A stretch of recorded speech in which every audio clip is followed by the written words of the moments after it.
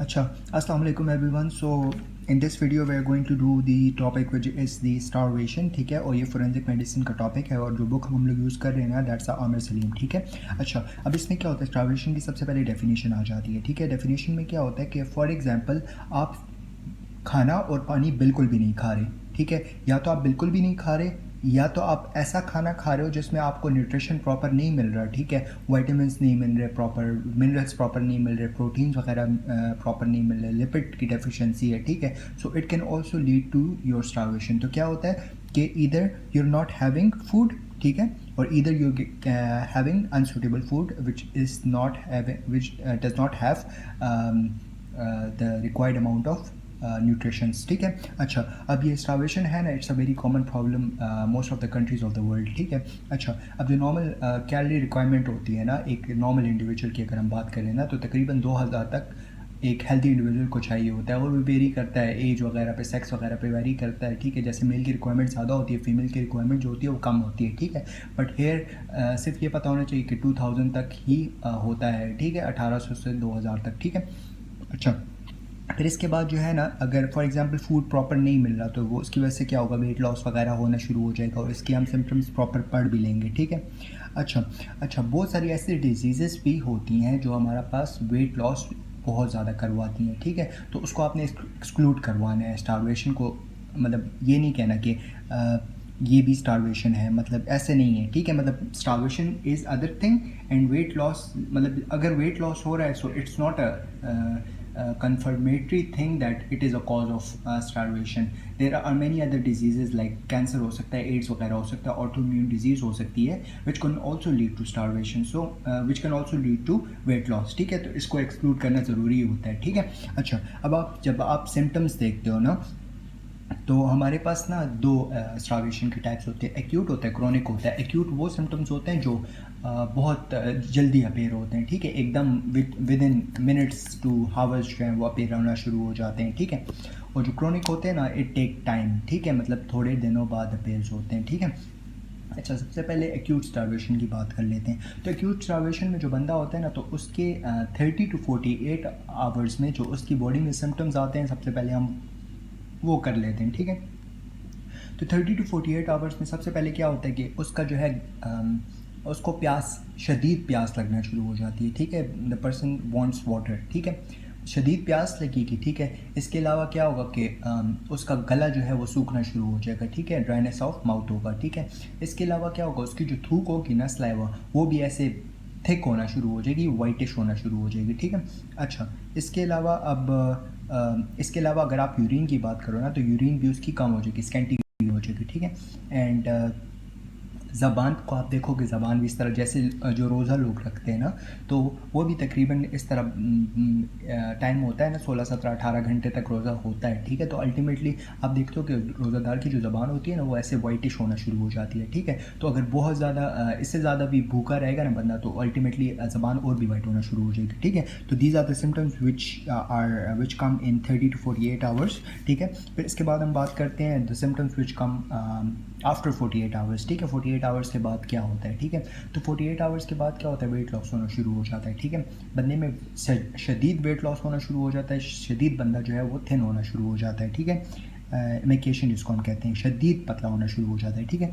इसके अलावा क्या होता है कि उसकी स्किन जो होती है वो बहुत ज़्यादा पेल होना शुरू हो जाती है, ठीक है। अच्छा, स्किन की पिगमेंटेशंस बहुत ज़्यादा होना शुरू हो जाती हैं, ऐसे येलो कलर की हो जाती है, पेल किस्म की हो जाती है, ठीक है। इसके अलावा उसका बॉडी टेम्परेचर कम होना शुरू हो जाता है, उसका जो बीपी है वो कम होना शुरू हो जाता है, उसका पल्स जो होता है वो फेबाइल हो जाती है, मतलब ज़्यादा हो जाती है, अजीब सी हो जाती है, ठीक है। अच्छा, इसके अलावा उसकी बॉडी बहुत लेथार्जिक हो जाती है, फटीग वगैरह आ जाता है, और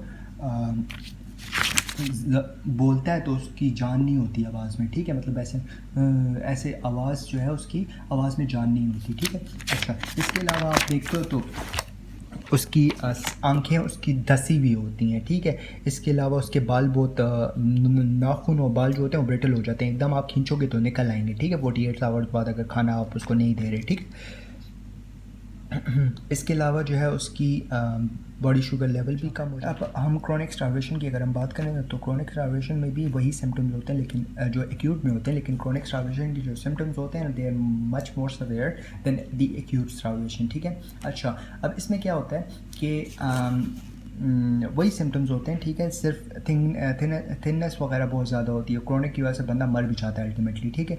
अच्छा, फेटल पीरियड की अगर हम बात करें ना, फेटल पीरियड की, तो फेटल पीरियड जो होता है ना, अगर बंदे को आप खाना भी नहीं दे रहे और पानी भी नहीं दे रहे, ठीक है, खुराक भी नहीं मिल रही उसको, पानी भी नहीं मिल रहा, तो अल्टीमेटली वो बंदा जो है ना तकरीबन 10 से 12 दिन में मर जाता है, ठीक है।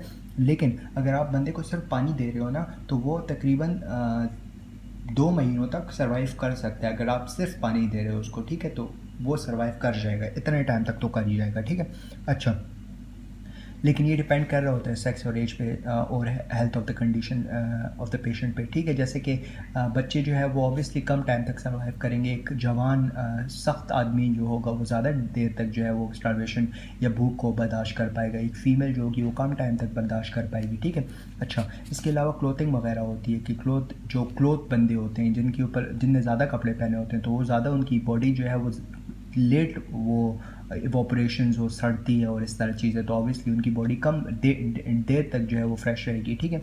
अच्छा, इसकी ट्रीटमेंट के लिए आप क्या करते हो? ट्रीटमेंट के लिए आप ये करते हो कि आप उसको सबसे पहले, फॉर एग्जांपल बॉडी टेम्परेचर तो कम होता है स्टार्वेशन की वजह से ना, तो आप सबसे पहले क्या करते हो, उसकी बॉडी को आप रेगुलेट करने की कोशिश करते हो टेम्परेचर को, ठीक है। तो टेम्परेचर की रेगुलेशन के लिए हम क्या करते हैं नॉर्मली, ठीक है, जैसे कि ये जो वाइल्ड लाइफ वाले जो होते हैं ना, तो ऑब्वियसली वो जब पहाड़ी बर्फीली इलाकों में जाते हैं ना, तो उनकी बॉडी का टेम्परेचर जो होता है वो बहुत अजीब नीचे की तरफ जाना शुरू हो जाता है, तो वो क्या करते हैं कि वो अपने कपड़े रिमूव कर देते हैं और एक नॉर्मल बॉडी टेम्परेचर के जो वाटर होता है 37 डिग्री सेंटीग्रेड, ठीक है, तो उसमें वो चले जाते हैं, ठीक है। तो अल्टीमेटली उनकी बॉडी का टेम्परेचर पानी की वजह से बराबर हो जाता है। इस तरह नहीं कि एकदम आपने गर्म पानी में छलांग मार लेनी है, एकदम आपने अपनी बॉडी को जो है ना बिल्कुल लोअर एक्सट्रीम से अपर एक्सट्रीम की तरफ लेके जाना है, ठीक है। तो क्या होता है कि आपने अपनी बॉडी का टेम्परेचर बराबर करना है, ठीक है। इसके अलावा आपने जो है वो बॉडी को मुंह से थोड़े थोड़े गर्म वार्म वाटर के सिप्स देने हैं, ठीक है। इसके अलावा ओरल स्टिमुलेंट्स देने हैं, ठीक है। And you are gonna give the person the कुछ दिन बाद, 1-2 दिन बाद ना, फिर आप उसको पल्प खिला सकते हो, मतलब स्ट्रॉबेरी का पल्प या आम का पल्प या किसी दलिया वगैरह नरम खुराक हो गई, ठीक है, जो ऑलरेडी प्री डाइजेस्टेड फूड होता है, ठीक है। अब अगर टॉप्सी फाइंडिंग्स की बात करो ना, तो टॉप्सी फाइंडिंग्स तो बहुत ज़्यादा आसान है, ठीक है। मतलब अगर आप एक्सटर्नली बात करो तो हम ऑलरेडी बता चुके हैं कि संकन आइज होंगी, स्किन में जो है वो पिगमेंटेशन ज़्यादा हो जाएगी, ठीक है। इसके अलावा उसकी ब्रिटल स्किन होगी, ब्रिटल उसके नेल्स होंगे, हेयर जो होंगे उसके ब्रिटल होंगे, ठीक है। इसके अलावा स्लाइट एडेमा वगैरह होगा, ठीक है। इसके अलावा बेड सोर्स वगैरह हो सकते हैं। इसके अलावा जो एक्सटर्नल फाइंडिंग्स में आपको ड्राई कोटेड टंग वगैरह नज़र आना शुरू हो जाएगी, ठीक है। और हॉलो सुकड़ी हुई, मतलब ये आपकी जो चीक्स वगैरह होते हैं ना और जॉ बोन वगैरह होती है ना, ये बहुत ऐसे पिचक जाती है, ठीक है।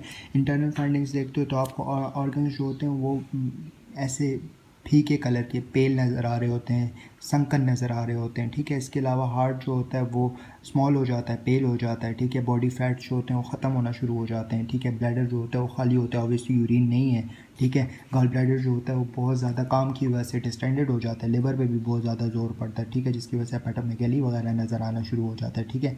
लंग्स जो होते हैं वो पेल हो जाते हैं, ठीक है।